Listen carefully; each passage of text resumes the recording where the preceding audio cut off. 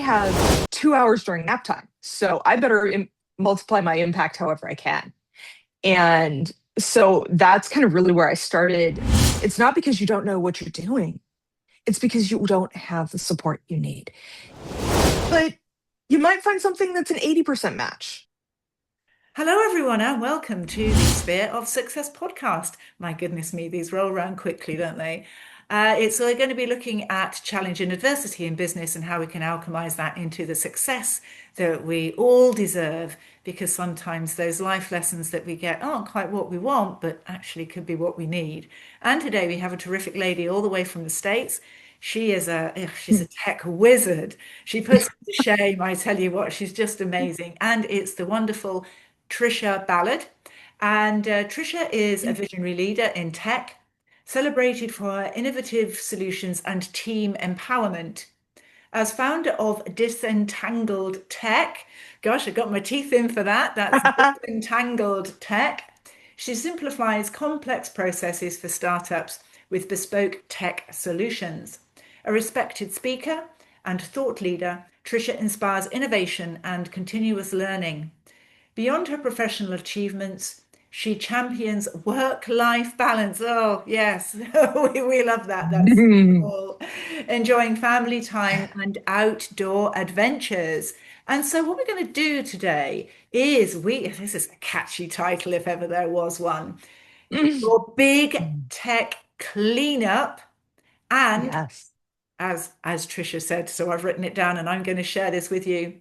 You should not work for your tech should work for you. Love it. Uh, Tricia, welcome to the Sphere of Thank Success you. podcast. It's great to have you with us.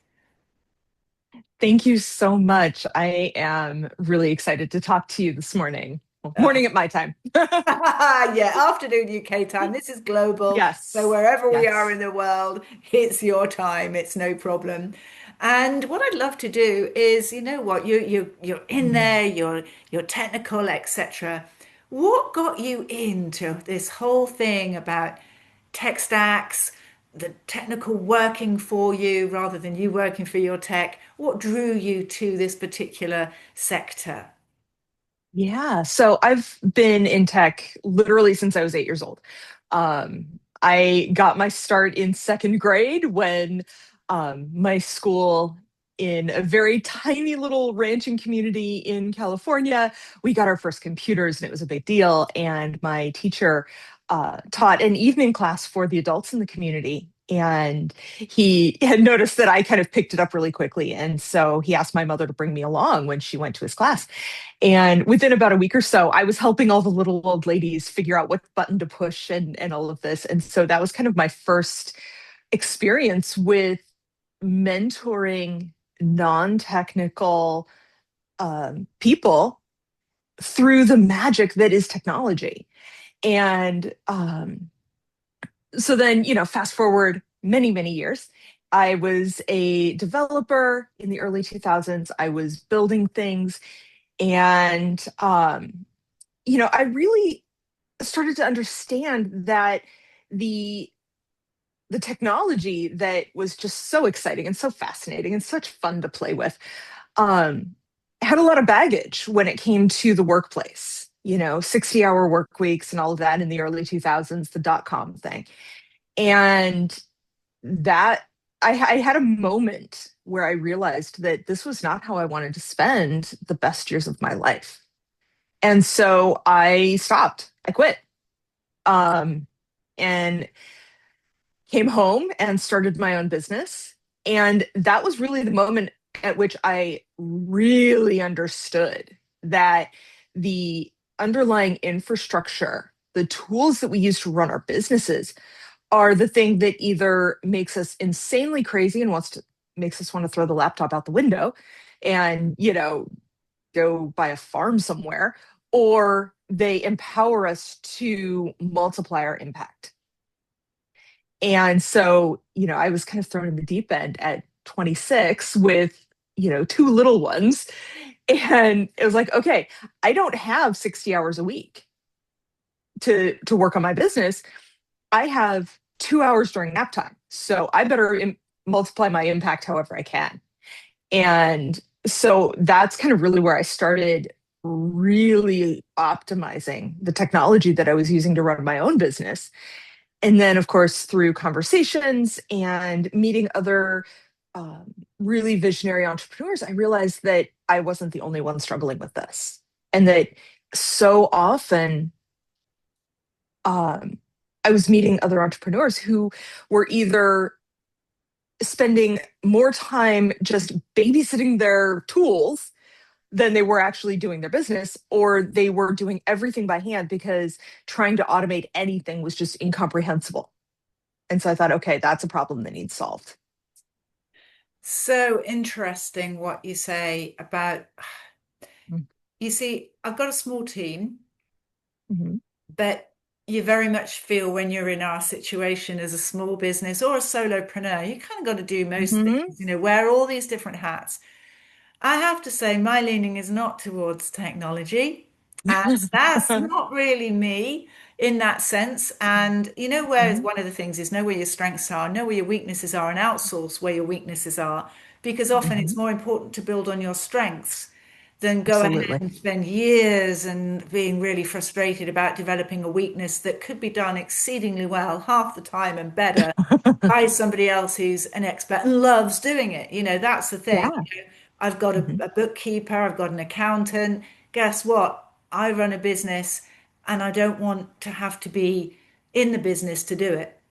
What I'd like Right. you to kind of extrapolate from that is what's the real cost of working in this chaos that with a few Mm-hmm. relatively swift changes could make a whole heap of difference. But when you're in it, in the trenches, you think, oh, I just do it myself. Oh, I just do this. I just Mm-hmm. do that. Oh, it's quicker to do this. It's quicker to do that. So, what's the real cost of working Mm-hmm. in this kind of chaos? Oh my gosh. I mean, it can literally destroy a business. I mean, not to be dramatic, but I've seen it. Um, I had a client not too long ago who was literally running their business on post-it notes. And I mean, I'm a big paper fan, don't get me wrong, but when you cannot find the information that you need and you have no idea day to day what you need to be working on so that you're working on the most highest priority projects, um, you can't take on new opportunities, right? If you're constantly wandering around through your business with this sense of overwhelm because, you know, everything is in your email, and then, you get a phone call from a client that says, "Hey, I emailed you last week and I haven't heard from you." And you're like, and there's that pit of the stomach ice where you go, "Oh God, I didn't see any emails from them. What do I do?" You know, there's that. It leads to burnout fast. It leads to that moment when you're talking to somebody about a new opportunity and you kind of step back and you're like, I don't know if I can do this. And it's not because you're not incredibly capable. It's not because you don't know what you're doing. It's because you don't have the support you need. And so, one of the things that we learn in computer science, and that I have then, studied when it comes to productivity and things like that, is that our brains are dreadful data storage devices. We don't remember things well. And so, and we also don't do repetitive, boring tasks very well at all. And so, offloading things like, um, keeping track of sending out a weekly email to your clients, that's something that you can hand off to the computer and not have to spend your brain power doing. And then the benefit of that is that any minute, and I'm going down to the minute, not the hour, the minute, if you think about your billable time. So, you know, my billable hours are not cheap. And so if you break that down into minutes, if you spend 5 minutes every single week sending out a routine email, that could cost you thousands of dollars over a year versus set it up, let it go. And yes, you're going to spend some money on tools. You're going to spend some money on hiring an expert to set it up for you. But that's one less thing that you have to do, which frees you up to do, you know, profit making activities in your business, or God forbid, take Friday off and go, take a hike in the woods, whatever it is. Um, it frees you up for things that only you can do. And that's really the thing that I emphasize with my clients is, you know, what are the things in your business that you cannot delegate, that nobody can do but you? And ideally, you should spend 90% of your work hours doing the things that only you can do. And everything else gets delegated. And by delegated, I mean either to your team, to vendors, or to an automation. Uh, I look at the automations that I've set up in my business, and I run my business and those automations as if I were running a team. I have, and I use AI pretty extensively because I think of it as, okay, this is my VA, this is my junior developer, this is my, whatever it is, this is my research assistant. And so that's kind of how I think of it, as multiplying your impact by hiring a team that lives in your laptop. I so get that. And Mhm. one of the things that I notice is that I have a small team as Mhm. well. But one of the things I know as I drive them to capacity, there's no more that they can give. And Mhm. so then we look and think, well, what can we automate from them? Mhm. And I know this might sound daft, but we're now looking, I mean, we've been, a few years into this business, everything now to do with regular emails, newsletters, etc. is all getting automated. It's going through a funnel Yes. system through our CRM. Mhm. And we know that that's going to happen like clockwork. And I've got somebody designated Yeah. to look after that so that if anything happens, and then we've got a whole thing around our podcast that we do, because of course I teach and train in the art of podcasting and great guesting. So everybody now, which we couldn't do manually, is Right. whenever somebody books a meeting, they're going to get a friendly, hey, day after, we're so pleased with the meeting. It's going to be great. It's not just going to be a Calendly, oh, this is your next prompt. We're actually going to send out really lovely emails to people in a sequence. And then we're going to Mhm. be making sure that after they've had the meeting, there was a statistic that I heard that small businesses will only usually follow up once.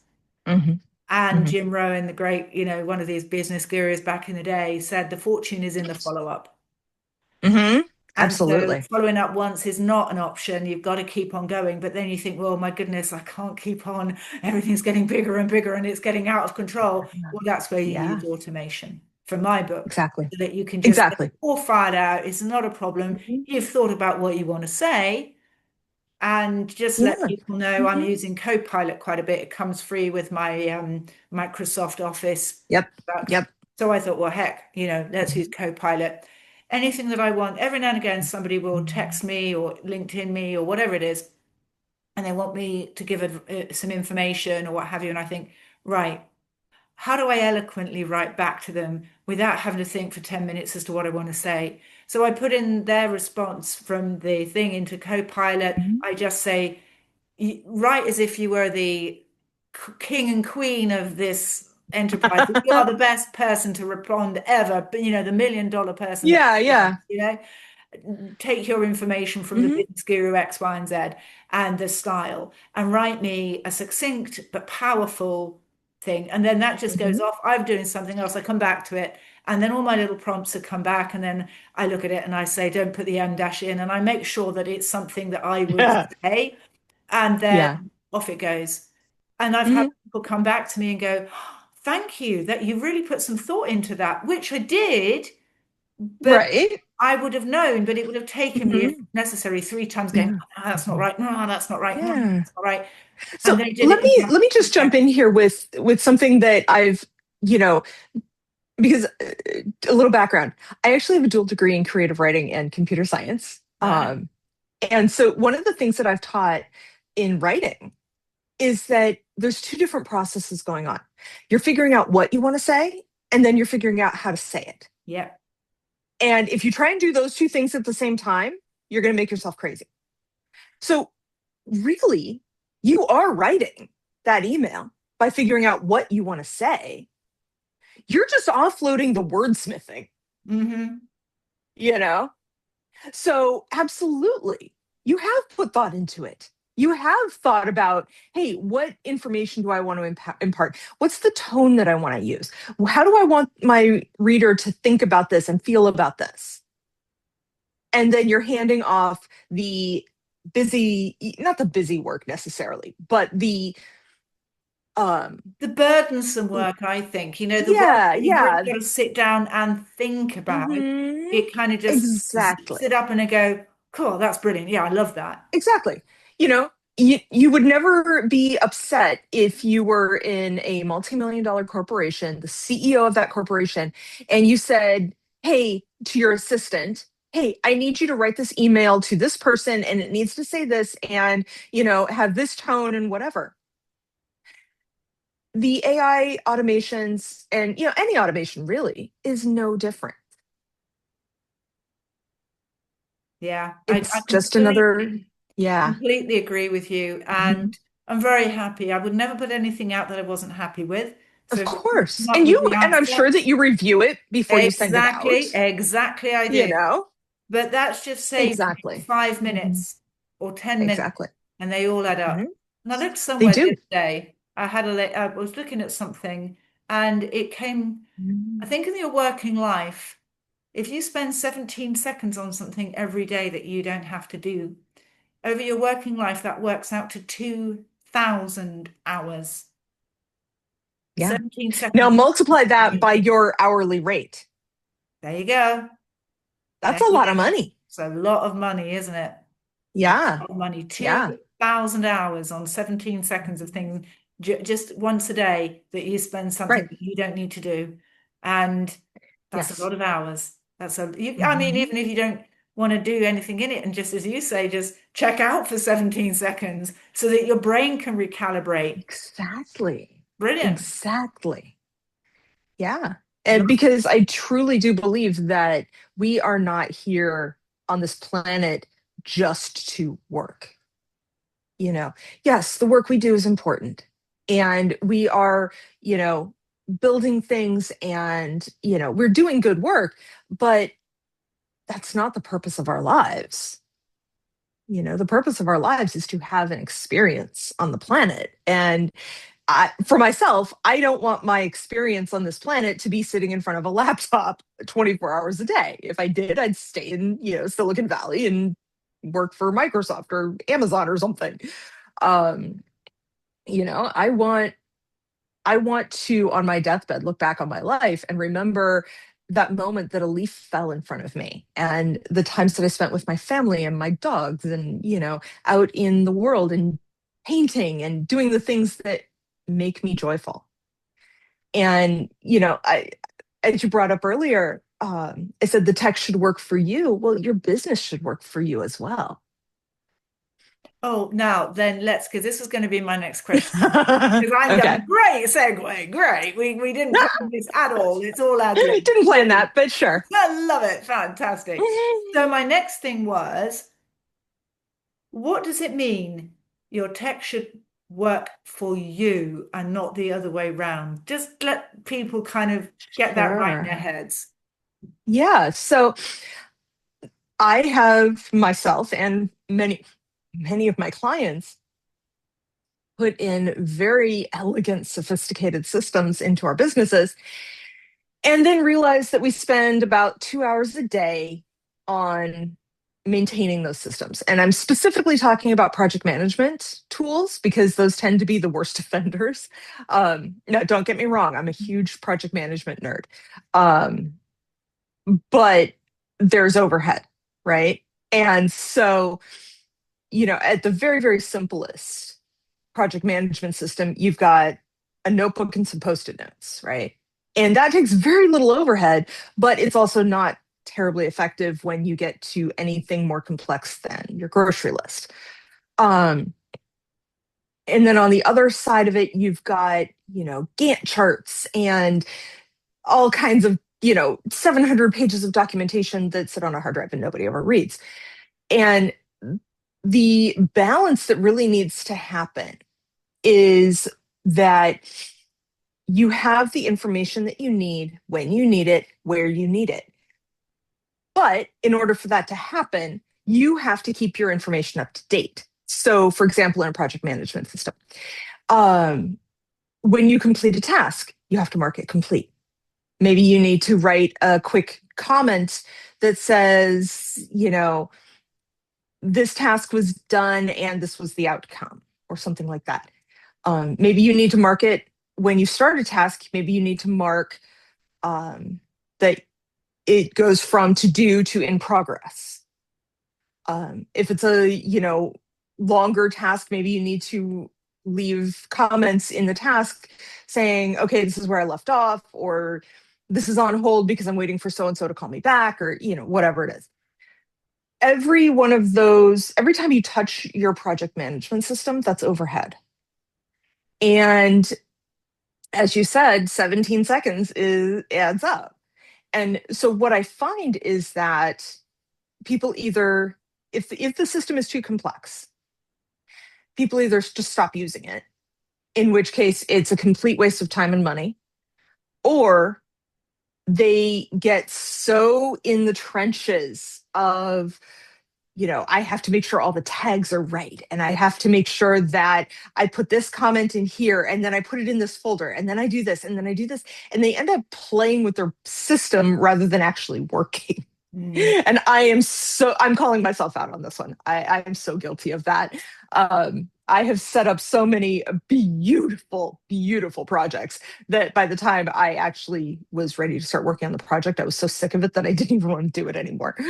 um, so that's really what I'm talking about, is that before I never, with my clients, I never ever start with, okay, here's the tool you need to use. We always start with, okay, what are you trying to accomplish? And what's not working with whatever you're doing now? Okay, how do you want it to work? And then we'll find a tool that fits that. Because if you are completely changing your workflows and your behavior to match your tools, that's a lot harder and it takes more work and more effort and more time than if you simply use a tool that's built around what you naturally do in your business anyway. Yeah, I look at that and I think that's a bit like the tail wagging the dog. Yeah, yeah, It's like it exactly. shouldn't be that way round. And I was Mhm. with a great organization, they're a legal firm a little while ago, and they had a system that was not fit for purpose. They'd kind of been conned, and I'd like you to go into this because, there's a lot of Sure. money to be There spent on is. these things, right? So people are out there, you know, trying to sell you an orange, but actually you don't want an orange, you want an apple, so Hmm. it's yeah, and then and all these things that they were trying to do, and it didn't really work, and people were getting very frustrated, and people Hmm. leave because They of do. tech. I mean, They that's do. the thing. They get so frustrated because they can't do their jobs in the time that they're meant to be doing them. And they know that Hmm. they're going to have to get backup systems because they can't trust the data which comes out of the system. That in the end, they think, I can't cope with this anymore. I'm off. It's just doing my head in. Hmm. So there's another cost there is people will leave. And also, Absolutely. and the water cooler conversations around the whole Mhm. negativity around the wretched system, because I know I've had them in the past. Oh, Um, yeah. and so what you said there resonated Hmm. because they were battling with something that didn't really Hmm. suit their business, and somebody sold them that Hmm. on the premise that it would. So how can you, as a business person, make sure that you purchase the product that's right for you right now, and that will Hmm. also be somewhat future proof as you grow and scale in a business. Yeah, absolutely. So what I would say is before you go into any vendor meeting, document your workflows. Literally take a sheet of paper and a pen and write down step by step by step as if you were going to teach a 5-year-old how to do this. What do you do? And then compare that existing workflow to, maybe write down how you'd even like your workflow to go, right? So most people aren't starting from scratch, let's be honest. Most people are kind of in the middle somewhere. The other thing that I typically do is I'll go, okay, well, here's what you're currently doing. And it's usually a bit messy in the middle. And then let's talk about how you'd like it to work. And then what you can do once you're armed with those two things, you can go into a vendor meeting and say, okay, wow, you've got 17 different rainbow colored unicorns and all the bells and whistles anyone could ever want. But how does your tool help me go from this to this? And then sit back and let them talk. Because if they can't answer that question, move on. Mm. That's the And thing. that's, So, yeah, sorry go to on. interrupt you there, but there are people that would say, right, well, that's the problem with buying off the shelf systems. They're Sure. never going to be They're a never going to be one formula perfect. perfect. That's true. So Right. what's the trade-off then between a bespoke made to measure system Yeah, to sure. something which you're buying off the shelf, just to help Mhm. people navigate. Absolutely. So 90% of my clients buy off the shelf. And so you're not going to find something that is 100% match, but you might find something that's an 80% match versus a 20% match. Um, if you have a vendor that is asking you to completely change your workflow to match their tool, then you can sit there and go, okay, well, but do I really want, does that workflow even make sense in the context of my entire business? Um, and I'm not going to say that there aren't workflows that need improvement. There definitely are, always. And sometimes that's true, where you'll have a vendor come in and say, well, okay, here's your ideal workflow, but our tool can make that 50% more efficient. Well, then you can evaluate that. And but from the perspective of, okay, what would this proposed workflow actually look like in the day-to-day of my business? Um, and so, yeah, you're going to make compromises anytime you have off-the-shelf software. That's how it works. Um, and so the key is really to find the tool that best matches how you work. And if you can't find that, then you kind of step back a step and go, okay, well, what's the tool that best matches, or the tool's workflow that I could work with and that would be at least an improvement over what I'm currently doing. Yeah, I get you. It's a tricky one, Yeah, isn't it? It is it tricky. is. It There's so is. many different projects Yeah. out there, which actually leads me Mhm. on to one of my next questions, which was you help people to get clear on their tech. So Right. can you take me through what constitutes one of your tech clarity sessions? Yeah. So one of the things that I find, especially with solopreneurs and small business owners, is that we tend to have shiny object syndrome, and we tend to subscribe to this tool and that product and that platform. And at the end of the year, we end up having 3 different tools that all do basically the same thing. Now, when you multiply that out by 6 different areas of our business, you end up with a pile of stuff. And half the time, you don't remember what you have. And you're double or triple paying. And none of it's actually getting used. So, the first step that I take with these clients in these tech clarity sessions is you know, we go through their business, their bank statement and go, okay, let's get a list of every single subscription, every single tool you're paying for, and just put it in a spreadsheet.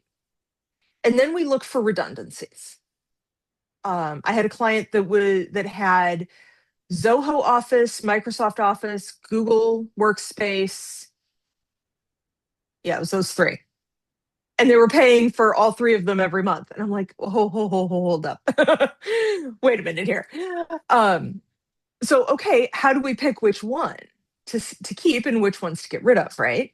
Well, that's why we want a full list of everything we've got. And then we look for integrations. So, for example, Zoom is going to work with everything. So we don't need to worry too much about that. But let's say that they have a project management system that they really, really like, that's working great for them, but it only integrates with Microsoft. Well, okay, then that makes that choice really easy. We're going to get rid of Zoho and Google, and we're going to center on Microsoft. And so, really, the two keys are eliminating redundancies and making sure that we're building an ecosystem versus a bunch of tools that are kind of duct taped and clobbered together. Because the ideal scenario is that you're only entering data once, and that data can filter through your entire ecosystem so that, um, for example, let's say that you have a lead that fills out a form on your website and they put in their email address and their name and all of that. That's going to filter into your CRM, which then ought to filter into your proposal software. And maybe that's Microsoft Word, maybe that's a bespoke, or not a bespoke, but a specialized software. But that contact information should be available all throughout the ecosystem. Because, first off, 17 seconds. If you don't have to retype their name and email address, that saves you time. Secondly, it's more accurate because humans are not particularly accurate creatures. We make typos all the time. And no matter how much we proofread, I guarantee you something will slip through, and it will always, always be on that big proposal, that big slide deck in front of the Yeah. entire leadership, and you're going to misspell the CEO's name. Oh, It I will mean, happen every time. we've got something at the moment. It just came up on one of the shorts on my YouTube feed, and it was something that I one of the political parties were trying to really make a big deal about this thing, Mm-hmm. and they were talking about Britain, and they spelt the people who got it together got Britain wrong. They put Brit-Ian instead of Brit-A-I-N, so they Oh dear. and and you couldn't make it up. I mean, Mm, and it can be no. really like that case, it's really Yeah. embarrassing. And okay, fair enough, it might not, kind of make you go bankrupt, but it's just like you don't need that because it's these little No. micro things. Devil's in the Mhm. detail. I always say devil's in the detail. People say Exactly. there's a book say don't sweat the small stuff. Well, actually, sometimes it's that Sweat small the small stuff that stuff. makes a massive difference. And Hmm. the other thing is you don't want to be getting somebody's name wrong. You Yeah. want to get their spelling of their name right. And the times Hmm. when I've gone, oh no, that was Stephen with a V instead of a PH and I've got it wrong, or the other way round, or Lawrence with a Hmm. W instead of an AU. And you think, Hmm. no, it's gone. It's Yeah. too It's late. gone. It's happened. Yeah. Yeah, Yeah. And you've broken the flow, you've broken your concentration, and now you're kind of on the back foot a little bit. yeah. Yeah, nobody needs that.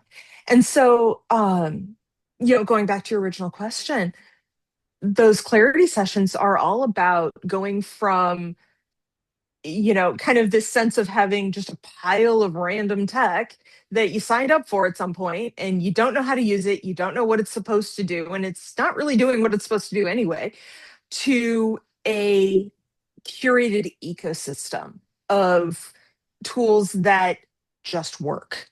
And so you can focus on doing what you do without kind of worrying about it. It's sort of like um, when you've got a brand new car, you don't sit down in the car and think, okay, God, I hope it starts, right? But if you've got a 20-year-old car with 200,000 miles on it, every time you turn the key, you're like, oh, cool, it started. you know, that's what I want your tech to be like. I want it to be like that brand new car that you don't even think about.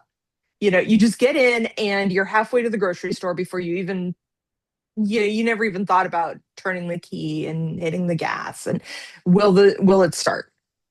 And you see, I'm just conscious of the time, but I think I really want to go back to this. I hope it's something that you Hmm. can answer. You mentioned about double paying, triple paying, you've got stuff that's Hmm. on subscription, you get your bank account. Have you got any data that you can give the listeners? Because this is really important. You're Yeah. talking about doubling or sometimes trebling up on something that you really don't need.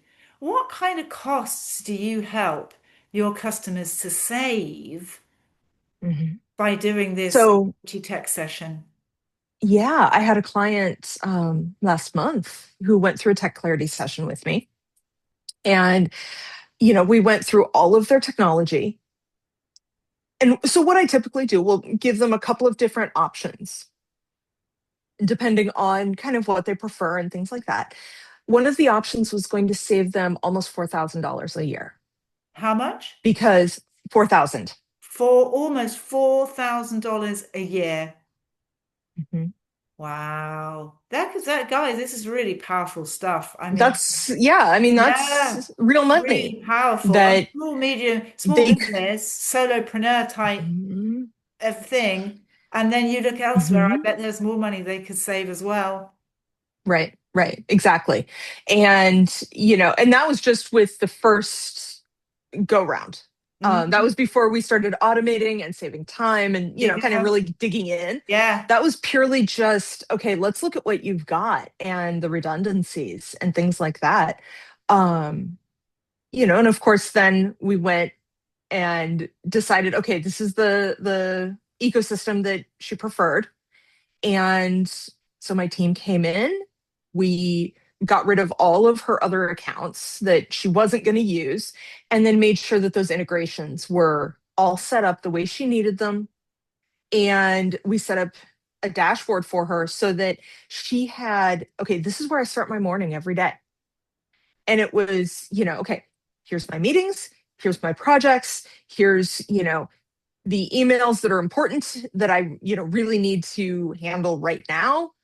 Um, and she had a point of contact for her business instead of having to hunt for, okay, I've got to check my email and now I've got to check my calendar and now I've got to check WhatsApp and now I've got to check LinkedIn and now I've got to check this. It's just all in one place. Here you go. Here's your snapshot to start your day. So you have that overview. Mm. And that clarity is so critical. Love it. Love it. I mean, just Yeah. strength alone, do get in touch with Tricia because to be honest, Mm-hmm. these are just the very small tips of the iceberg. There's so much more that when you go down to it, if your hourly rating, there was 17 seconds. I know I just came up with that at the beginning, but it's such an analogy because Sure. 2,000 hours and the strength of the length of time that we're working for, and you think you multiply 2,000 hours by your hourly rate, that's a significant amount if you don't stop that. So you can add Mhm. that in a cost as well, because if you're Yeah. doing productive work, it's costing you money. It's costing your Yeah. business money Yeah. because you could be doing it to gain new clients or do it where you know that your best value is going to be. Mhm. So, it's a no-brainer to have one of Right. those tech clarity sessions. And also, Yeah. I know that you've got something that you'd like to offer our audience today that's very special that you've worked hard on to Sure. produce. Could you let us know a little bit more about that? Yeah, so I've actually got the exact same spreadsheet that I use during our tech clarity sessions, that I send my clients as soon as they book a session with me. And so I'd love to make that available. Um, and, there's instructions and all of that, but essentially what it does is guides you through exactly that process of going through your bank statements and figuring out, area by area by area in your business. Okay, what tools am I, what do I have? What am I paying for them monthly and annually? And then it kind of gives you a really good head start to the whole process of, um, it lays it out there right in front of you. Oh, wow, I'm paying for three different office suites, you know, and then, you know, you can absolutely take that spreadsheet and do your own DIY tech clarity session. Um, and of course, I am more than happy to guide you through it as well. So, you can also book that. Oh, that's terrific. And everybody, that'll be on the details that we send out in the show notes as well. So you will be able to get that too. And the one thing is, Tricia, how can people get hold of you? Yeah, I mean, obviously, there's my website. There's a link on there to book a call if you want to just kind of have that. I need some clarity. I need to, get some questions answered, that kind of thing. There's a link on my website to book a call. There's also my email is always the best way to get a hold of me. I guess I'm kind of old school nowadays. But, I did provide my personal email. It's Tricia at disentangledtech.com. And that's my direct email. It's not going to, a shared inbox or anything like that. So yeah, I welcome outreach and questions and all of that. Well, the great thing is with you, as you said right at the beginning, Hmm. you are very technical, but you can put it in layman's terms. You can put it in non-technical speak and make it Yeah. stand out for people that aren't necessarily so into the tech as you are, which, Yes. if you're a physician, Mhm. fine, you heal yourself. But if you're not in that whole regard, you need something that you can understand, that you can relate to in your business. And that's the one thing I'd say about you, Tricia, is that you are so relatable. I Mhm. listen to you and what can sometimes be a bit, I always think a bit smoke and mirrors, and I'm not going to end Yeah. people are using jargon that I don't understand. Mhm. You're very That's a whole different conversation. oh yeah, oh yeah. I have And opinions, but go on. it's very accessible, the type of stuff that you're Mhm. talking about. And you bring the rocket science down so that everybody can understand it. You don't dumb it down, but it's understandable so Right. that when you've got this, and the other thing is as well, you know that you can use it because it's the Mhm. adoption of what you do that's Yes. going to make it work. It's no point in having this lovely system that Trisha's helped you with and Mhm. then thinking, yeah, but I'll still go good ways or whatever. So it's Right. really important to use and get the very most out of that way in which Trisha helps you. And as I said, there's amazing savings that you can have by having a chat Mhm. with her. So it's just wonderful. Yeah. Thank you, Trisha, for having you on the It show. has been a Really enjoyed delight. it. I had a delight having my morning coffee with you. So Oh, well, I love the yellow. I think that's really a yellow yeah. background here as well. So that's cool. Brilliant. Yeah, Thank you so yeah, absolutely. It's been a delight. Thank you so much for having me. Oh, it's a pleasure. And for everybody Mhm. listening and watching, it's an absolute pleasure to have you as well. Thank you. It really is Mhm. always lovely when you take part in what we're providing. It's just here for you. That's what we try and do. And as I said, I teach and train in the art of podcasting and guesting. So if anybody thinks, oh, actually, I think I'd like to be where Trisha is or where I am, I can Mhm. very well help you with that because I do it from lived experience. There's nothing that I haven't gone wrong with that I can help you shortcut that and make sure you get it right. So if you're very interested, be in touch with me. So again, thanks, And Trisha. Deborah has absolutely given me about 17 different tips that I have promptly, rearranged and used, and it's all been very simple stuff that I haven't had to, completely change everything, but you've been brilliant and so Oh, incredibly helpful. So I that's kind appreciate of that. you. Thank you. I wasn't expecting that. Kind of you. Thank you so I much. try to be unexpected once in a while. Oh, bless you. Bless you so much. And Mm. yeah, as I said, like, comment, and share and subscribe to the channel because that's always great because that spreads the message and we love to spread the love. So until next time, everybody be successful and we'll see you all again very soon. Bye bye now. Thank you so much.